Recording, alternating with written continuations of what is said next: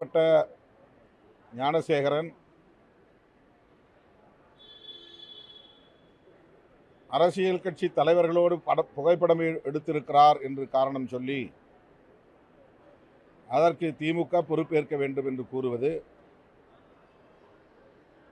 அப்பட்டமான ஒரு அரசியல், ஆதாய அரசியல். அவர் கைது செய்யப்படாமல் இருந்தால் ஒருவேளை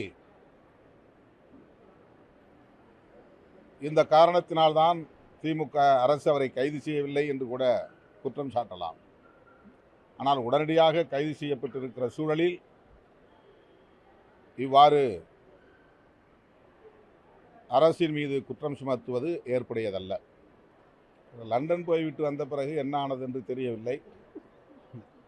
ஏன் அவர் இப்படிப்பட்ட முடிவை எடுக்கிறார் என்பது வருத்தமளிக்கிறது.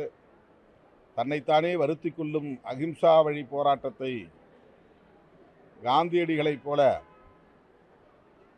கையில் எடுக்கிறாரா என்று தெரியவில்லை. ஆனால் காந்தியடிகள் கூட இப்படிப்பட்ட போராட்டங்களை அறிவித்ததில்லை. உண்ணாநிலை அறப்போராட்டம் சரி, தன்னைத்தானே சவுக்கால் அடித்துக் கொள்வது, சாட்டையால் அடித்துக் கொள்வது அதிர்ச்சியாக இருக்கிறது. அவருடைய போராட்ட அறிவிப்புகள் நகைப்புக்குரியவையாக மாறிவிடக்கூடாது.